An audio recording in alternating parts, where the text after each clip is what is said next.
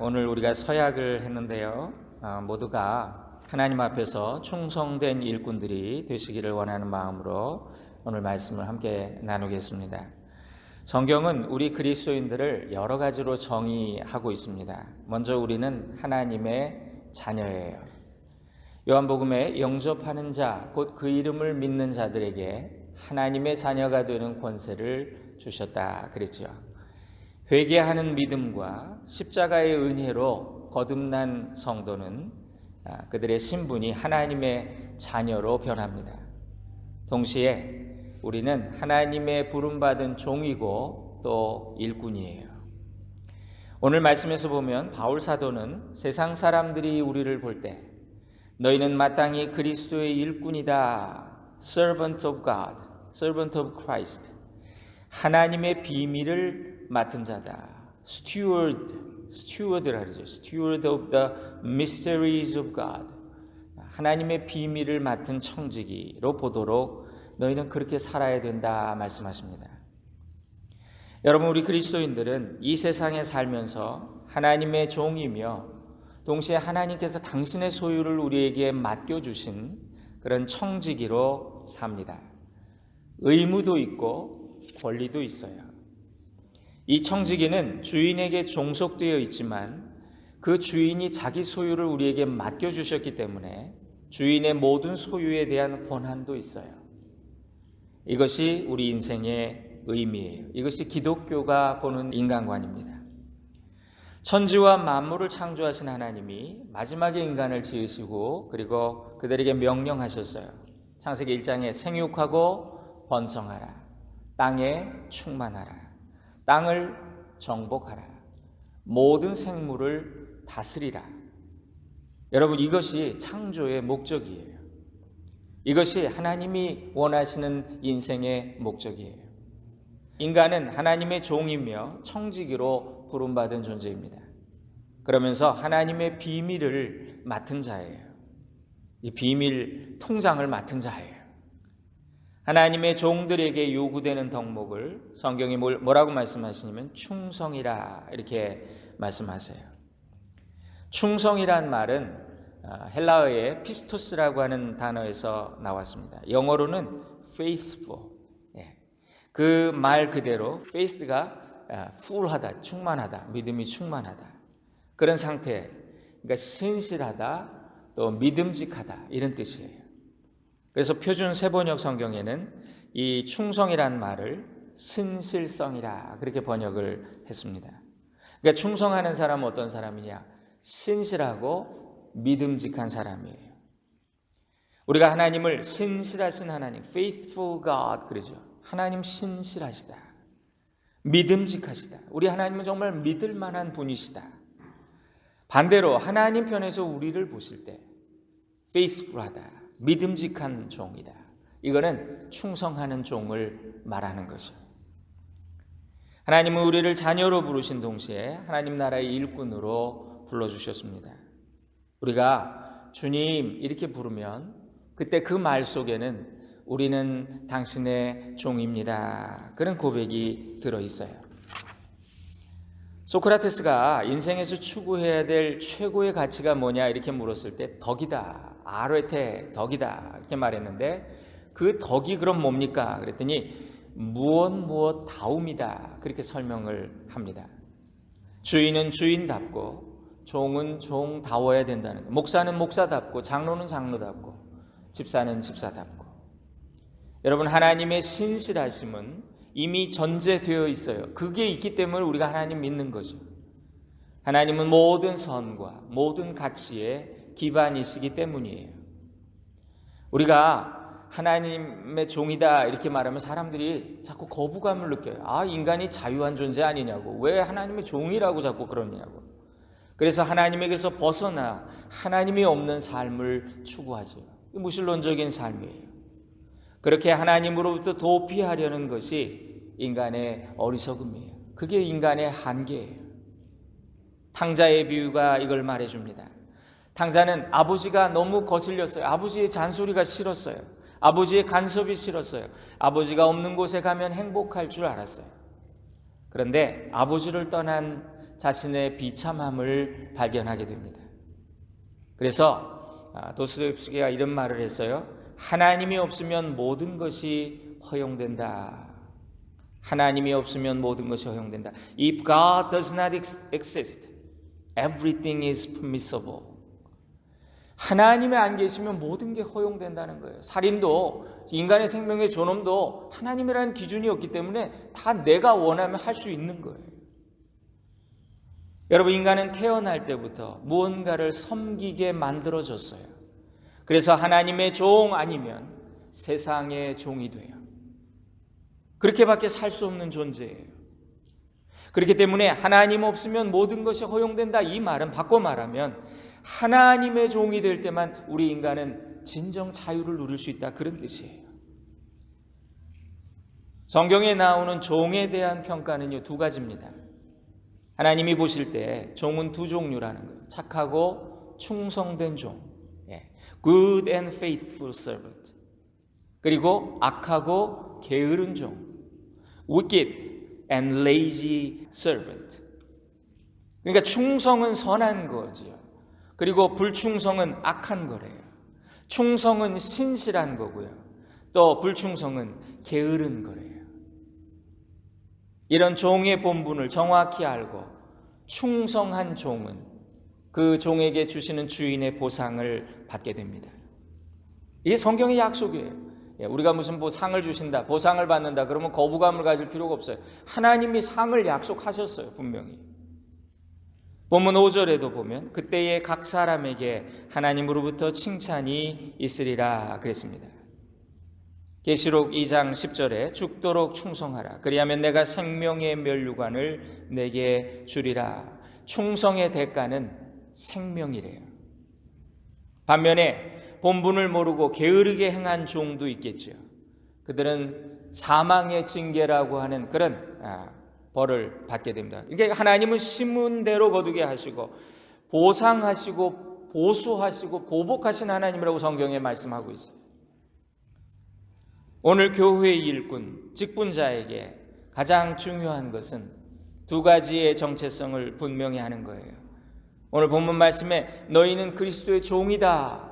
그리고 하나님의 비밀을 맡은 자들이다. 그렇게 말씀해 주셨는데 이 두 개의 자의식을 가져야 된다는 거예요. 예수 그리스도의 종이라는 마음가짐, 그런 몸가짐, 이게 우리에게 필요합니다. 사도 바울이 그랬죠. 그는 자신의 정체성을 항상 분명히 이해하고 있었어요. 그래서 로마서 1장에 보면 예수 그리스도의 종 된 바울은 이렇게 쓰고 있어요. 교회의 일꾼, 직분자는 자기 스스로가 나는 정말 예수님의 종이다 이런 마음이 있어요. 이런 자각이 있어야 돼요. 교회는 그리스도가 주인이시기 때문에 그래요. 여러분, 교회에서 일꾼을 세울 때 그러나 절차가 있어요. 어떤 민주적인 절차가 있어요. 그래서 투표를 해요. 천거를 받고 투표를 해요. 민주주의는 인간이 만든 가장 훌륭한 제도 중에 하나입니다. 그래서 민주주의의 원칙을 적용하면 가장 합리적이고 다수의 합의가 적용이 되기 때문에 나중에 문제가 생길 여지가 줄어들지요. 그러나 이 민주주의라는 좋은 제도가 종종 악용되기도 합니다. 잘못된 결과를 만들기도 해요.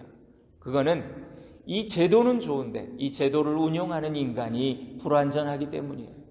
인간이 주인이기 때문이에요.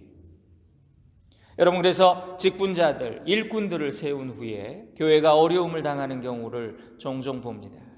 그래서 그 이유를 생각해 보면 이 후보자를 잘 선별해서 세웠다고 생각했는데 그가 하나님 앞에서가 아니라 사람에게 잘 보이려고 점수를 땄던 그런 사람일 때 회중이 그걸 구분하지 못해요. 교회마다 이런 일들이 자주 일어나요.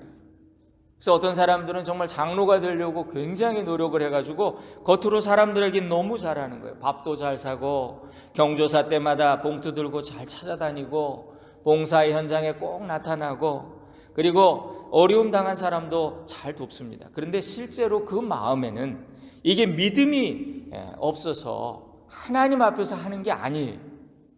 사람에게 보이기 위해서 잘합니다. 그러니까 이 직분을 내가 꼭 이 자리를 얻어야 되는데 직분을 명예나 감투로 생각하는 거죠. 사람은 외모를 보기 때문에 속기 쉬워요. 그런데 하나님은 중심, 마음을 보신다 그랬어요. 한자로 충성할 때 이 충자가 마음의 중심이잖아요. 성자는 또 뭐예요? 말씀 언변에 이룰 성자, 말씀을 마음의 중심으로 내 말하는 걸 책임지는 게 충성이라는 거예요. 사람에게 보이기 위해 자기의 의의를 드러내는 사람, 그는 하나님의 종이 아니에요. 그거는 충성이 아니라는 거예요. 근데 반대로 또 이런 경우도 있어요. 어떤 사람들은 그래요. 목사님, 나는 믿음이 없어요. 나는 집사 자격이 없어요. 그냥 집사하기 싫다 그랬는데 억지로 받았어요. 저 집사 직분 떼고 저 잡사라고 불러주세요. 이런 분들도 있어요. 여러분, 이건 겸손이 아니에요. 하나님도 나를 어쩔 수가 없을 거예요. 여러분, 하나님 앞에서 자존심을 세우고요, 고집을 부리면 그게 바로 교만이에요. 성경에서 야곱과 에서가 나옵니다. 하나님이 야곱은 사랑하시고 에서는 미워하셨다 그래요. 인간적으로 보면 야곱은 좀 교활하고 좀팽이 같은 사람이에요. 근데 반면에 에서는 사내다워요. 아주 호탕하고 좀 화끈한 사람이에요. 매력이 있어요.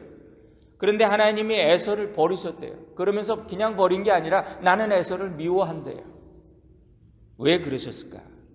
성경에 보니까 그는 하나님이 주신 장자의 명분을 소홀히 여겼다, 그렇게 기록이 되어 있습니다. 그러니까 이 에서는 배고픈데 파축 다오, 내가 배고픈데 장자면 어떻고 막내면 어떠냐. 그러니까 이 말은 뭐냐면 먹고 살기도 힘든데 집사하면 어떻고 잡사하면 어때요, 이 말하고 똑같은 거예요. 반면에 이 야곱은 하나님이 주시는 복을 사모했어요. 내가 아무리 하나님 머리 쓰고 잘하려고 해도 하나님이 도와주시지 않으면 저는 아무것도 아닌 것 같아요. 저는 철저히 실패밖에 못해요. 그러니까 마음의 중심으로 간절히 하나님의 복을 사모했어요. 하나님은 조금 부족해도 이런 사람을 사랑하신다는 거예요. 여러분, 직분을 그래서 사모하세요. 저는 권사고 뭐고 장로 되고 싶은 마음도 없고요. 그러지 마세요. 신앙생활하면 난 정말 훌륭한 장로가 되고 싶어요 하는 그런 마음이 있어야 돼요. 직분은 하나님이 주시는 상급이고 복이에요. 그래서 직분을 잘 감당하면 자손이 하나님의 복을 받아요. 신실한 종들은 그 자녀들이 정말 어떻게든 복을 받아요. 그 뿌려놓은 게 있기 때문에 그래요. 권사가 되고 장로가 되면 감당할 십자가가 더 커지고 많아져요. 전에는 관심이 없던 교회 일이 내 일처럼 보여요. 크리스찬은 십자가가 복이라는 걸 깨달은 자죠. 여러분, 직분은 자기 힘으로 감당하는 게 아니에요. 성령님의 도우심을 구하면서 성령님을 따라가며 순종하는 것, 이런 훈련이 직분이에요. 그래서 여러분, 직분을 잘 감당하면 주님의 마음을 배우게 됩니다. 그래서 임원이 되고 부서장이 되고 속장이 되고 선교회장이 되고, 그러면 참 예전에는 편하다가 그냥 속상하는 일이 자꾸 생겨요. 받아대는 사람들이 생기고요, 답답하고 열을 받을 때도 있어요. 그때 하나님, 내가 도저히 할 수가 없네요. 사람은 도대체 어떻게 할 수가 없네요. 성령님의 도우심을 구합니다. 그러면서 주님 앞에 엎드리는 거예요.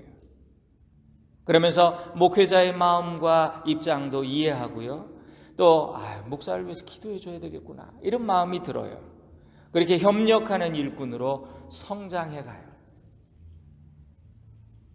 우리가 흔히 충성이라는 단어를 생각할 때 떠오르는 대상이 있어요. 특별히 군인들이죠. 군인.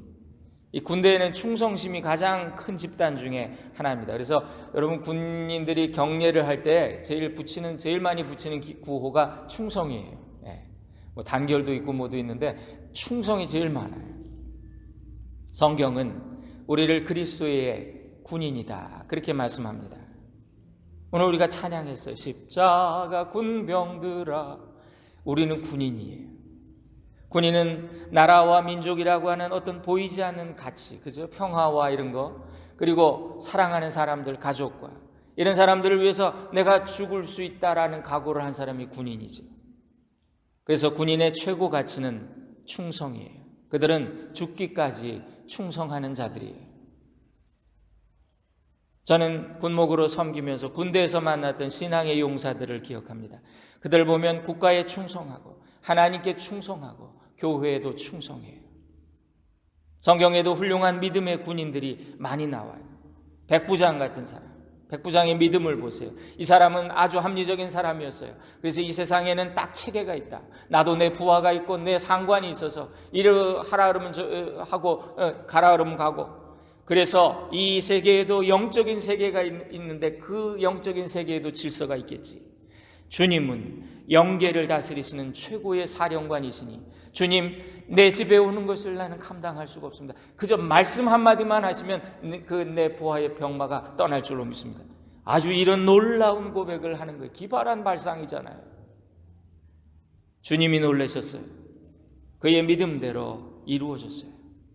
성경이 우리를 그리스도의 학생이다 그렇게 말하지 않고 너희는 그리스도의 군인이다 그렇게 말한 이유를 알 것 같아요.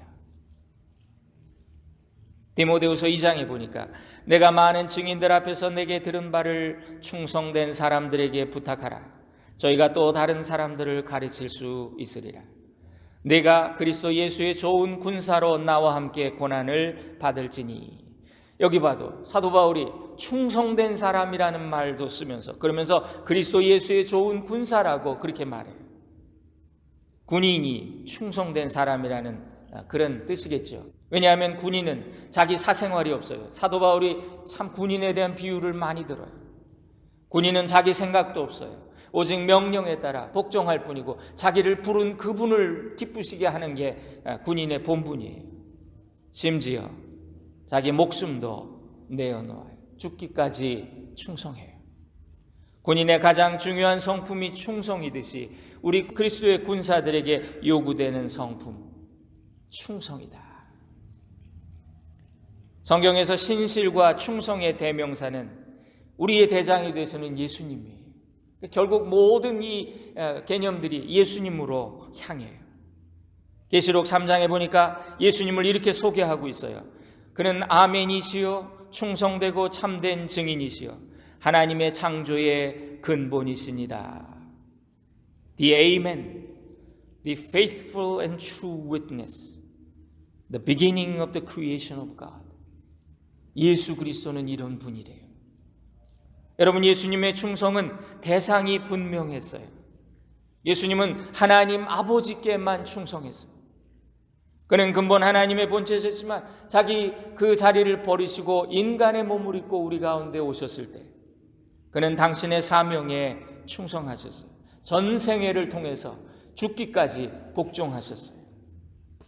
십자가에 죽으심이라 그랬죠. 요한복음 4장에는 예수님이 나의 양식은 나를 보내신 이의 뜻을 행하며 그의 일을 온전히 이루는 이것이니라.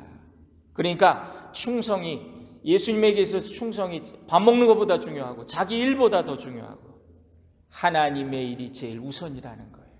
이게 충성이라는 거예요.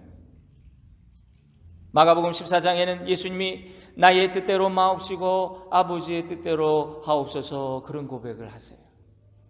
자기 목숨을 십자가에 내어놓기까지 하나님께 충성하신 그 모습을 보여주신 거죠. 그래서 예수님은 이렇게 말씀하실 자격이 있어요. 요한계시록에 너희 죽도록 충성하라. 이게 예수님이 하신 말씀인데 이 말씀을 하실 자격이 있는 분이에요. 예수님의 모습을 보면 우리가 누구에게 충성해야 하는지 그 대상을 분명히 알게 됩니다.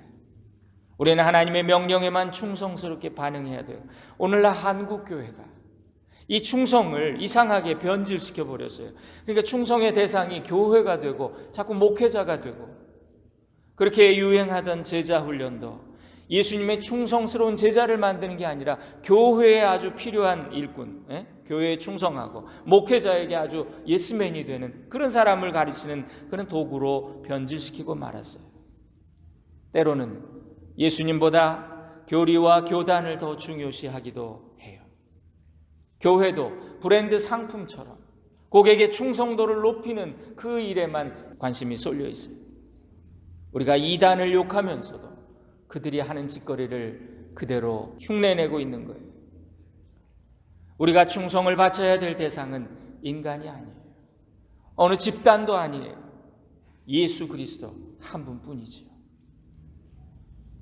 오늘 본문에서 바울 사도가 우리의 충성을 판단하실 분은 오직 주님뿐이시다, 그렇게 고백을 합니다. 내 마음속 생각을 드러내실 주님이, 내 중심을 보시는 주님이 내게 주실 칭찬을 바라본다. 그래서 표준 세번역으로 오늘 말씀을 3절부터 읽어드릴게요. 나는 여러분이나 다른 어떤 사람에게 판단받는 것을 대수롭지 않게 생각하며 나도 나 자신을 판단하지 않습니다. 그렇죠? 누가 뭐 얘기한다고 그게 내 중심이 그렇지 않으면 그거는 별로 신경 쓰지 않아도 돼요. 나 자신도 내가 판단하면 안 돼요. 4절에 내가 양심의 가책을 받는 일은 없지만 그렇다고 죄가 없어지는 것은 아닙니다. 오직 나를 판단하시는 분은 주님이십니다. 그러므로 여러분은 최후의 심판 때까지 아무것도 판단하지 말고 주님이 오실 때까지 기다리십시오. 주님이 오시면 어둠 속에 감추어진 것을 밝혀내고 사람들의 마음속 생각을 드러내실 것입니다. 그때에는 각 사람이 하나님께 칭찬을 받게 될 것입니다. 여러분, 예수님은 우리 신앙의 모델이시고 그분 홀로 우리의 충성을 받으시기에 합당한 분이세요. 바울 사도가 그래서 내가 그리스도를 본받는 것 같이 여러분도 나를 본받으세요, 그렇게 말했죠. 예수님은 섬기고 목숨을 주시려고 이 땅에 오셨다 그러셨어요. 그렇게 실천하셨어요. 인자에 온 것은 섬김을 받으려 함이 아니다. 오히려 섬기려 하고 그 목숨을 많은 사람의 대속물로 주려 함이라. 여러분, 큰 자가 작은 자를 품는 거죠. 그죠? 작은 게 큰 걸 품을 수가 없어요. 큰 게 작은 걸 품는 거예요. 높은 자가 낮은 자를 섬길 수 있어요. 이것이 예수님이 보여주신 천국의 법칙이에요. 예수님의 삶은 섬김과 희생의 삶이었어요. 그분은 하나님의 아들이시기 때문에 섬기려면 먼저 겸손해져야죠. 그는 자기를 비워 종의 형체를 가지사 사람들과 같이 되셨고 사람의 모양으로 나타나사 자기를 낮추시고 죽기까지 복종하셨다. 십자가에 죽으셨다. 그래서 여러분, 교회 일꾼들에게 가장 큰 덕목은 겸손이에요. 겸손. 충성은 겸손에서 나와요. 집사가 되면 겸손해야 합니다. 권사가 되면 더 겸손해져야 합니다. 장로가 되면 그때는 고개를 뻣뻣이 들면 됩니까? 아니죠. 더 겸손해야 돼요. 목사는 어때요? 목사는 교회 왕인가요? 목사가 교만하면 그 교회는 볼장 다 본 교회예요. 어린이들이 저를 부를 때 발음이 잘 안 되니까 목사님 이렇게 부르지 않고 목단니 그래요. 저는 그 말을 들을 때마다 섬찟해요. 목사가 제대로 되지 못하면, 목다가 되면 사람들 목을 따겠구나. 에? 사명과 멸망으로 이끄는 사꾼이 되겠구나. 두렵고 떨리지. 교회의 직분은 감투가 아니에요. 명예도 아니에요. 직분은 십자가예요. 그런데 언제부턴가 이 섬김의 직분이 교회에서 계급이 되고 자랑이 되어버렸어요. 특히 이민교회가 그래요. 때가 되면 계급 올라가야 되듯이 직분 달라 그래요. 안 주면 섭섭해하고, 내 친구 벌써 장로 돼가지고 나는 뭡니까 아직까지 이게. 그런 분을 제가 직접 만났어요. 여러분, 직분은 하나님이 요구하시는 책임의 수준이에요. 많이 맡기신 자에게 많이 찾을 것이다 하셨습니다. 그래서 무서운 거예요. 제가 아는 어떤 장로님은 장로 취임 예배 갈 때 다들 축하한다 하는데 저 소리가 무슨 소리인지 몰라서 하는 소리라고. 난 축하가 안 나오는데 내가 장로 해보니까 이게 축하받을 일이 아닌데. 직분이 올라갈수록 천국 가기가 더 어렵다, 이런 말도 있어요. 어떤 장로님이 겸손히 열심히 교회를 잘 섬기셨으면 천국 가셨어요. 주님이 기쁘게 맞으시며 칭찬을 해주십니다. 잘했다 내 장로, 너 정말 내 주인의 즐거움에 참여하라. 근데 갑자기 천국에 사이렌이 울리더니 예수님이 맨발로 뛰어나가시더래요. 그래서 뭔 일이 났냐고 천사에게 물었더니 아니 목사님이 오신대요. 예수님이 반가워서 맞으러 나가셨어요. 그러는 거예요. 그래서 장로님 좀 섭섭한 마음이 드셨대요. 아니 천사님, 세상에서 제가 장로로 일하면서 목사님들 섬기느라 고생 많이 했는데 아이 천국에서도 목사님을 우대하나요? 그랬더니 천사가 하는 말이 아니요, 목사님들이 하도 오랜만에 한 분씩 오셔서 그래요. 야고보서 3장에는 형제들아 너희는 선생된 우리가 더 큰 심판 받을 줄을 알고 다 선생이 되려 하지 말라 그랬어요. 하나님은 많이 받은 자에게 많이 요구하세요. 그래서 직분은 복이면서 거룩한 부담이 됩니다. 우리는 모두가 주인 되신 예수님의 종입니다. 에베소 4장 16절에 교회를 설명하면서 뭐라 그러시냐면 각 지체마다 분량대로 몸을 위해 일한다, 그렇게 표현했어요. 여러분, 분량이 작다고 넌 덜 중요해, 아니에요. 이건 분량일 뿐이에요. 직분은 사람의 기준에서 어떤 우열이 아니에요. 이건 하나님이 요구하시는 분량이에요. 그래서 직분의 구별은 있지만 우열은 없다, 이런 말이 있습니다. 직분은 교회의 질서를 세우기 위해서 하나님이 주신 것이기 때문이에요. 그렇다고 우리가 직분을 계급화하면 안 되지만 동시에 이 직분을 무시하면 교회가 무질서해져요. 교회의 질서를 무시해서도 안 됩니다. 교회의 질서를 위해서 하나님이 주신 게 직분이에요. 그래서 우리가 장로님들과 권사님들과 세워진 직분자들을 존중하고 존경하는 거죠. 직분이 없다면 교회는 그냥 종들끼리 싸우는 그런 집단이 되고 말 거예요. 의견이 각자가 백인백색이잖아요. 에베소 5장에 교회의 머리가 되시는 그리스도를 경외함으로 피차 복종하라 명령하셨습니다. 교회는 머리 되신 그리스도에게만 집중해야 돼요. 이게 정말 주님의 뜻일까? 이 예수님의 소원일까? 이게 제일 중요해요. 그리스도에 대한 진정한 충성심이 있다면 우리는 서로를 존중하며 피차 복종하는 교회를 이룰 수 있을 것입니다. 사랑하는 성도님들, 오늘 본문 말씀 다시 한번 묵상합니다. 사람들이 마땅히 우리를 그리스도의 일꾼으로 여기게 해야 합니다. 하나님의 비밀을 맡기신 자들에게 필요한 덕은 충성입니다. 그가 어둠에 감추인 것들을 드러내고 마음의 뜻을 나타내시리니 그때에 각 사람에게 하나님으로부터 칭찬이 있으리라. 우리 모두가 이렇게 충성함으로 생명의 면류관, 의의 면류관 받을 수 있는 저와 여러분 될 수 있기를, 또 우리 교회가 되기를 주님의 이름으로 간절히 축원드립니다. 기도하겠습니다. 하나님, 한 번도 나를 실망시킨 적 없으시고 언제나 공평과 은혜로 나를 지키셨네. 지나온 모든 세월들 돌아보아도 그 어느 것 하나 주의 손길 안 미친 것 전혀 없네. 오 신실하신 주, 오 신실하신 주, 내 너를 버리지 않으리라, 내 너를 떠나지도 않으리라. 약속하셨던 주님, 그 약속을 지키사 이후로도 영원토록 나를 지키시리라 확신하네. 오 주님, 이 찬양의 고백이 우리의 고백 되게 하옵소서.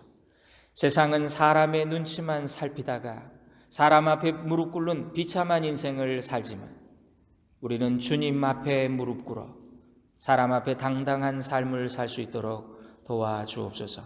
주님만 사랑하고 주님만 바라보고 주님께만 충성하는 일꾼들 되게 하옵소서. 예수님의 이름으로 기도 올립니다. 아멘.